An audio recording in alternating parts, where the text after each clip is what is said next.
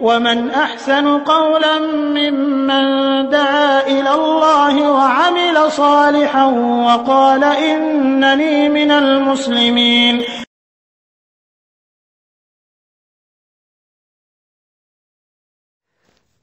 ওয়ালাইকুম আসসালাম রহমতুল্লাহি ওয়া বারাকাতুহু।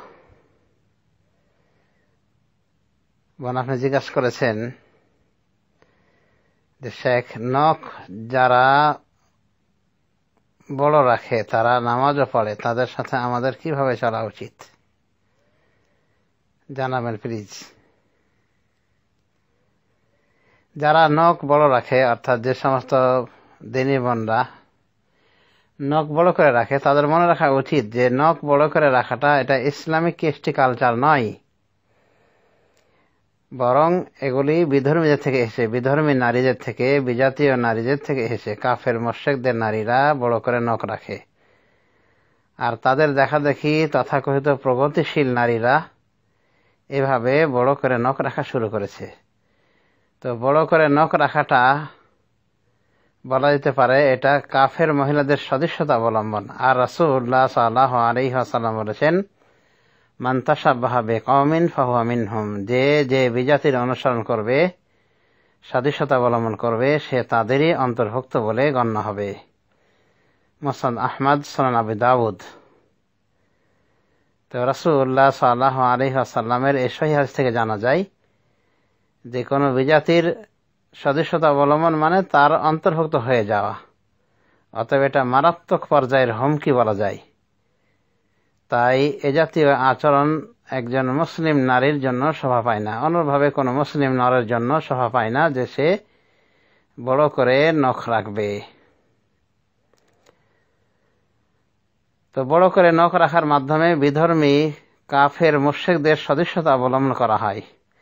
নারী যদি বড় করে নখ রাখে তাহলে কাফের নারীদের সদস্যতা অবলম্বন করা হয়, আর কোনো পুরুষ যদি রাখে তাহলে কাফের পুরুষদের সদস্যতা অবলম্বন করা হয়ে থাকে, যা হারাম এবং বলা যায় যে মারাত্মক অপরাধ। তো বড় করে নখ রাখার মাধ্যমে কাফেরদের সদস্যতা অবলম্বন করা হয়, অনুরূপভাবে জীবজন্তুর সাথে সদস্যতা অবলম্বন করা হয়, অথচ আমাদেরকে জীবজন্তুর সদস্যতা অবলম্বন করতে নিষেধ করা হয়েছে। এই জন্য তো বলা হয়েছে, সেজদাকালীন রাসূলুল্লাহ সাল্লাল্লাহু আলাইহি ওয়াসাল্লাম বলেন যে ই'তাদিলু ফিস সুজুদ, সেজদায় তোমরা বরাবর হয়ে থাকো, মানে সুন্দরভাবে অবস্থান নাও। ওয়ালা ইয়াবসুত আহাদুকুম যিরাআইহি ইমবাসাতাল কালব, এবং তোমাদের কেউই যেন কুকুরের মতো করে হাত দুটিকে বিছিয়ে না দেয়।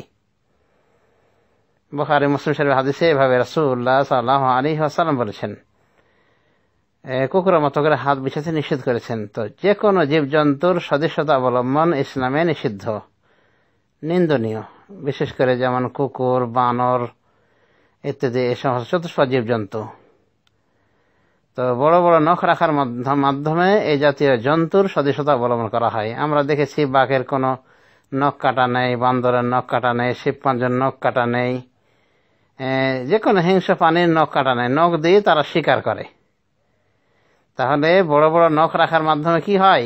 কাফের মহিলাদের সদস্যতা অবলম্বন করা হলো, অনুরূপভাবে বন্য পশুর সদস্যতা অবলম্বন করা হলো। তো এগুলো আমাদের মুসলিম নারীদের অবশ্যই এড়িয়ে চলা উচিত এবং তাদের খেয়াল করা উচিত যে তারা মুসলিম জাতি, তারা মুসলিম নারী, তারা কাফের নারী নন এবং তারা হিংস্র কোনো পশুও নন। অতএব কাফের নারীদের সদস্যতা অবলম্বন এবং হিংস্র পশুদের সদস্যতা অবলম্বন থেকে দূরে থাকা একান্তই জরুরি। এরপরও যে বোনেরা এভাবে ফ্যাশন অবলম্বন করেন বড় বড় নখ রেখে, তাদের সাথে চলাফেরা যে অন্য বোনদের চলবে না এমন কথা নয়, এই পাপ, এটা তারা পাপ করছে বলা যেতে পারে এবং এই পাপ তাদের সাথে খাস। অতএব এটা তাদের অপরাধ, আর সে কারণে তাদেরকে পরিত্যাগ করা এটা যাবে না, বরং তাদের সাথে মিলতে হবে, মিশতে হবে এবং তাদেরকে বোঝানোর চেষ্টা করতে হবে। আরেকটা কথা মনে রাখা দরকার সকলের, সমস্ত মুসলমানের, যে রাসূলুল্লাহ সাল্লাল্লাহু আলাইহি ওয়াসাল্লাম নখ, অনুরূপভাবে নিম্নদেশের লোম, অনুরূপভাবে বগলের লোম, এগুলির ক্ষেত্রে মাত্র 40 দিন সীমারেখা বেঁধে দিয়েছেন। সাহেব বলছেন যে আমাদেরকে রুখসাত দেওয়া হয়েছে, অবকাশ দেওয়া হয়েছে যেন আমরা 40 দিনের বেশি এগুলি না রাখি। অর্থাৎ এগুলো অবশ্যই পরিষ্কার করতে হবে। 40 দিন পর্যন্ত অবকাশ দেওয়া রয়েছে, খুব জোর। মানে 40 দিনের উপরে যাওয়া যাবে না। 40 দিনের এদিকে যে যত পারে তত সে ভালো কাজই করলো ইনশাআল্লাহ। মুসলিম শরীফের হাদিসে এভাবে বলা হয়েছে যে আমাদেরকে এ মর্মে বলা হয়েছে যেন আমরা 40 দিনের বেশি এগুলি ছেড়ে না রাখি, মানে এগুলি পরিষ্কার না করে যেন রেখে না দিই 40 দিনের বেশি। মানে 40 দিনটা সর্বোচ্চ সীমারেখা বেঁধে দেওয়া হয়েছে ইসলামী শরিয়ার পক্ষ থেকে, যা সহিহ মুসলিমের হাদিস দ্বারা প্রমাণিত। অতএব এটাও খেয়াল রাখতে হবে যে এর মাধ্যমে রাসূলুল্লাহ সাল্লাল্লাহু আলাইহি ওয়াসাল্লামের আদর্শের বিরোধিতা করা হয়। তো এত বড় বড় নখ সহজে আসবে না, 40 দিন পার হতেই হবে, তারপরেই আসে।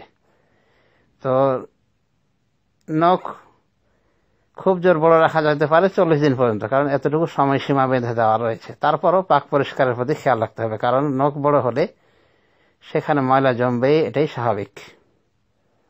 তারপরও যদি এই সদস্যতা এটা রাখা হয়ে থাকে ফ্যাশন হিসেবে, কাফেরদের সদস্যতা হিসেবে, তাহলে তো এটা অবশ্যই আপত্তিকর সর্বাবস্থায়। এই জন্য এই নখ এভাবে রাখা ঠিক নয়। এর মাধ্যমে কি হয় বলা হলো, কাফের নারীদের সদস্যতা, অনুরূপভাবে হিংস্র জীবজন্তুদের সদস্যতা, কারণ তারা নখটক কাটে না, বড় বড় করে নখ রেখে দেয়। তো যদি এটাই ফ্যাশন হয় তাহলে জীবজন্তু অত্যন্ত আধুনিক, অত্যন্ত প্রগতিশীল। যদি নগ্নতাই যদি পর্দা হয়, নগ্নতাই যদি প্রগতির মানে ফ্যাশন হয়, তাহলে জীবজন্তু এদিক থেকে অগ্রসর। এগুলো খেয়াল করতে হবে। যেটা জীবজন্তুর কাজ সেটা কেন মুসলিম করবে? যেটা কাফের কুলের কাজ, কাফের নারীদের কাজ, সেটা কেন মুসলিম নর বা নারী করবে? এগুলো থেকে দূরে থাকা উচিত।